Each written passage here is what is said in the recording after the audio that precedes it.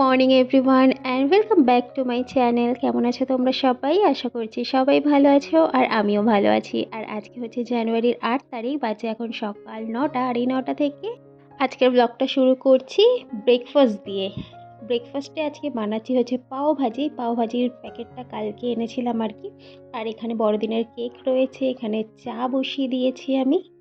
তো পাওভাজির ভাজিটা রেডি আমি কালকে রাতেই করে রেখেছিলাম, মানে সব কিছু বয়েল করে রেখেছিলাম। আজকে শুধু এখানে সমস্ত মশলা দিয়ে এটাকে একটু কষিয়ে নিচ্ছি, লাস্টে একটু বাটার দিয়ে দিলাম। তো ভাজিটা আমার কমপ্লিট।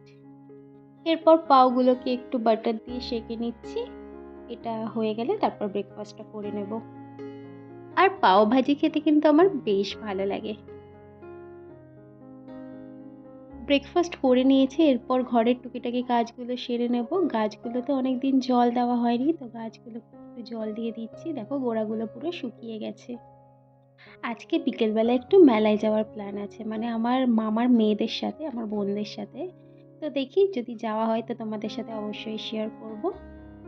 আর তোমরা যারা আমার এই ব্লগটা দেখছো, আমার এই ব্লগের মধ্যে যদি তোমাদের কিছু ভালো লেগে থাকে তাহলে কিন্তু প্লিজ আমার চ্যানেলটা সাবস্ক্রাইব করে আমার পাশে থেকো। আর আমার ভিডিওটা একটা লাইক কমেন্ট করে দিও। তোমাদের একটা লাইক কমেন্ট আমাকে ভীষণভাবে মোটিভেট করে নেক্সট ভিডিওটা বানানোর জন্য। রান্না আমি বসিয়ে দিয়েছি, রান্না বসিয়ে দিয়ে ঘরে টুকিটাকি কাজগুলো সেরে নিচ্ছি, মানে ডাস্টিংগুলো। এই দাদার বিয়ে, বড়দিন, আমার শরীর খারাপ, এই নিয়ে খুব সব কিছু এলোমেলো হয়েছিল। মানে ঘর দূরের কাজকর্ম ঠিকঠাক করে করা হয়নি, শরীরটাও ভালো ছিল না। তো আবার নতুন করে সংসারের হাল ধরলাম। এরপর থেকে তোমরা আবার ডেলি ভ্লগ পাবে। তো প্লিজ আমার পাশে থেকো। তোমাদের সাথে কথা বলতে বলতে আমার কিন্তু ঘরের সব কাজকর্ম হয়ে গেছে। গ্যাসটাকে ভালো করে মুছে নিয়েছি, রান্না হয়ে গেছে। আর গ্যাসের নিচে যে এই ক্যাবিনেটগুলো আছে না, এর মধ্যে মাঝে মাঝে তেল ছিটে যায়, তো এইগুলোকেও আমি রান্নার পরে হালকা করে মুছে নিই। কি রান্না করেছি তোমাদের একটু পরে দেখাচ্ছি। তার আগে রান্নার পরে যে বাসনগুলো বেরিয়েছিল সেগুলো ভালো করে ধুয়ে তারপর সিঙ্কটাকে মেজে নিচ্ছি।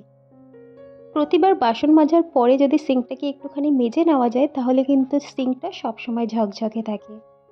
রান্নাবান্না আমার মোটামুটি কমপ্লিট, শুধু ভাতটা একটুখানি বাকি আছে। এখানে করেছি সর্ষে বাটা দিয়ে ভোলা মাছের ঝাল, ধনেপাতা দিয়ে। এখানে ফুলকপি চিংড়ি, আর এখানে ওলকপি চিংড়ি করেছি। রোহিত ওলকপি খায় না, তাই ওর জন্য ফুলকপি।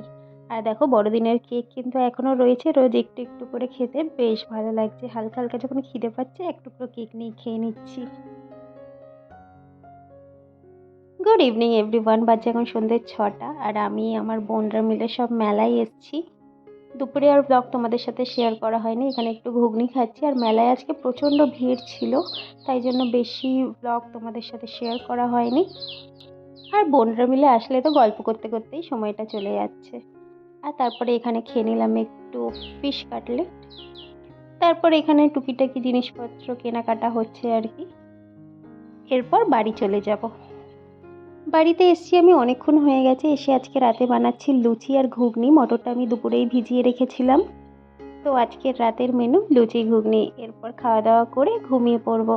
তো আজকের এই ছোট্ট ব্লগটা তোমাদের যদি ভালো লেগে থাকে please do like comment share and please subscribe my channel. দেখা হচ্ছে আগামীকাল একটা নতুন ব্লগের সাথে। সবাই ভালো থেকো আর প্লিজ চ্যানেলটা সাবস্ক্রাইব করে দিও। নেক্সট ভিডিওগুলো আমি একটু বড় আর একটু ভালো করার চেষ্টা করব। প্লিজ সাথে থেকো। টাটা।